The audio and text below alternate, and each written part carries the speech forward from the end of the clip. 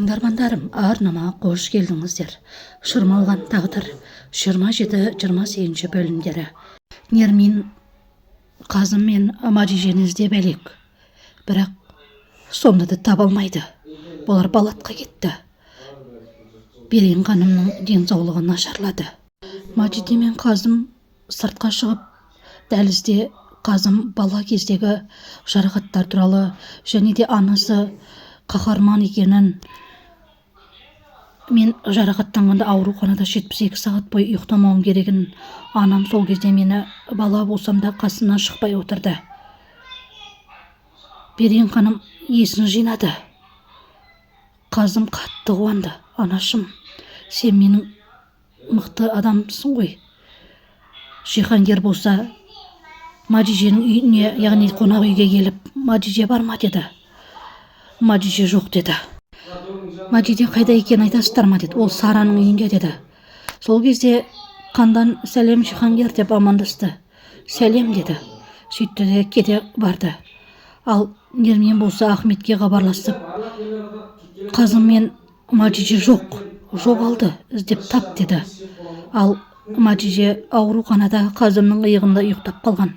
Қазымға Мәрт хабарлама жазғанда Мадижені иығынан түсіріп өз шаруаларымен кете барды. Сөйтті де Мәртке барып, Мәрт, екі кештің арасында жайша шақырмаған боларсың деді. Жоқ, Семеннің өлімі жайлы. Оған сенің қатысың бар, Семенді танитын шығарсың деді. Кім ол ал деді. Ол менің бөле қарындасым, білесің бе деді. Нермин болса Қазым үйге келе салып жағасынан ала бастады. Сен бүгін мені тоқтата алмайсың. Сен түнде сол қыздың қасында болдың ба деді. Сөйтті де Қазым, Жиһангер, жүр, кеттік деді. Жиһангер, біздің сөйлесуіміз керек Мәрт жайлы. Мәрт Семен туралы бәрін біліп қойыпты, менен фирманы сұрап жатыр дедім. Мадиже ұйқысынан оянып, дәрігердің Берен ханымның жағдайы жақсы екенін, Қазым мырзаны түннен бері көрмегенін айтты. Ахмет болса Сараға барып, менің анам осында ма деді. Берен ханым жоқ деді. Емшіге кеттім деп еді ғой. Мен оны құрбыма Мадижеге күйеуін жіберіп едім деді. Бірақ Сара Ахметтің түрінен қорқып кетті. Ахмет Нерминге хабарласып, олар емшіге кеткен деді. Жоқ, сенбеймін деді Нермин. Сенбесең сенбе деді.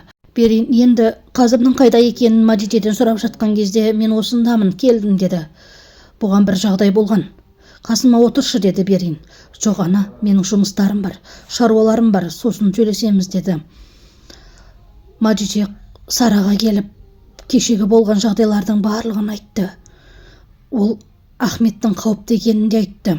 Мадиже, сенен өтініп сұрарым, Ахметке жолама, ол өте қауіпті адам деді.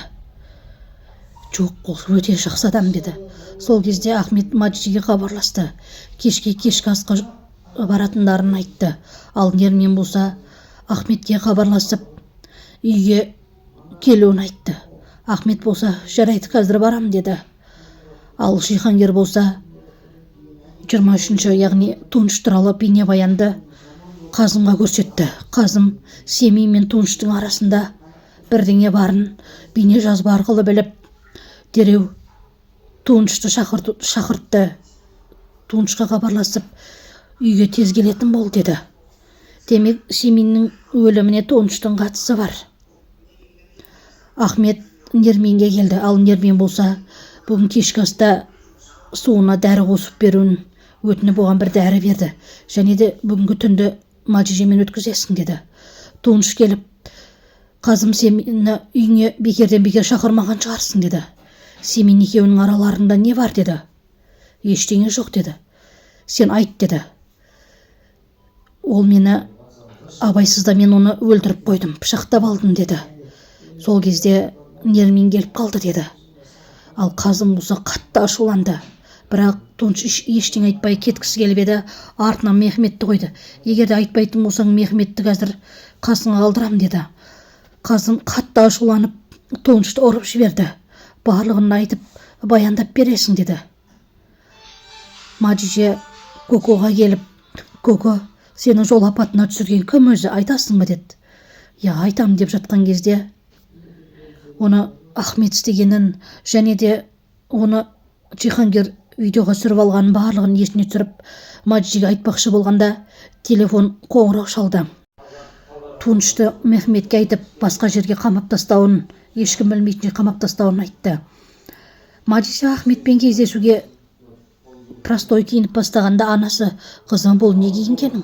Дұрыстап әдемі болып киініп барсай, ішіктердің қалай киінетіндерін білесің бе?» деді. Сөйтті де оған бір қара костюмді кигізді. Сөйтіп мойнына гүлі бар нені байлады. Сөйтті де оны кездесуге жіберді. Ахмет екеуі кездесе бастады. Сырттарынан Коко көріп жынданды. Сөйтті де Коко Жиһангерге хабарласып: «Мен ақшаларыңды алмаймын. Ахметті полицияға айтып тұтқындатам» деді. Бірақ оған Жиһангер көне қоймады. «Егер де Ахметті тұтқындататын болсаң, сені Ахмет қатты ашуланса, сенің мейрамханаңмен қосып жоқ қылып жібереді» деді. Қазым қатты қуанып: «Нермей, саған күшті жаңалығым бар, осы істі бітіріп алайын» деді. «Сол кезде мен саған өте керемет жаңалық айтам» деді. Ал Ахмет Маджиге қолын жууға сыртқа кеткен кезде оның суына ұйықтататын дәрі қосып берді. Сол кезде Маджиге келіп қалған кезде не болды дегенде, «Жай стакан су таза емес сияқты» деді. «Жоқ, таза» деп Маджиге ол суды сіміріп ішіп алды. Тунышты әкелгенде су оны көріп қатты ашуланып кетті, таңырқады. Және де Семеннің өліміне Туныштың қатысы бар екенін, Туныш оның жазатайым жағдай болғанын айтты. Сол кезде суда: «Сен сонда ол қызды да пайдаландың ба?» деді. «Мәрт, не болып жатыр?» деді. «Бұл мені де пайдаланып, жас қыздарды бейне бақылауға түсіріп алған» деді. «Сол кезде мен сені өлтірем» деп Мәрт қатты ашуланды. Ал Қазым болса Тунышты полицияға ұстатып беріп жіберді. Маджиге жаңағы дәріні ішкеннен кейін мазасы қаша бастады. Бірақ ол тамақтан деп ойлады. Маджиге: «Қасында мен бармын, уайымдама» деді Ахмет.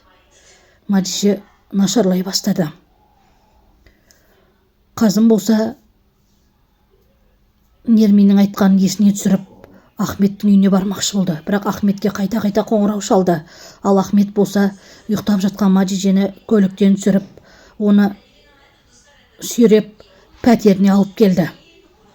Және де оны жатын бөлмесіне кіргізіп жатқыза бастады. Маджиге: «Сен қандай сұлусың, өте кереметсің» деп Ахмет өзі шешіне бастады. Сөйтті де Қазым болса қайта-қайта Ахметке қоңырау шалып жатыр. Бірақ Ахмет телефонын алмайды. Жиһангер болса: «Аға, оларды жайына қалдырсай, ол Маджиге мен Ахмет қазір бірге оңашада, сен оларға тиіспе» деді. Ал Қазым болса: «Аузыңды жап» деді. Маджиге еш алаңсыз ұйқыда жатыр. Бір кезде есін жинап Ахметке: «Ахмет, маған не болды?» деді.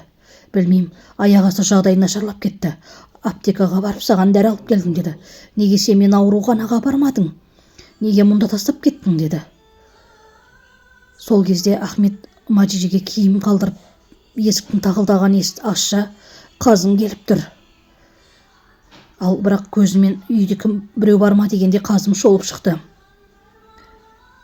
Фильмнің жалғасы бар. Арнама тіркеліп кетеміз.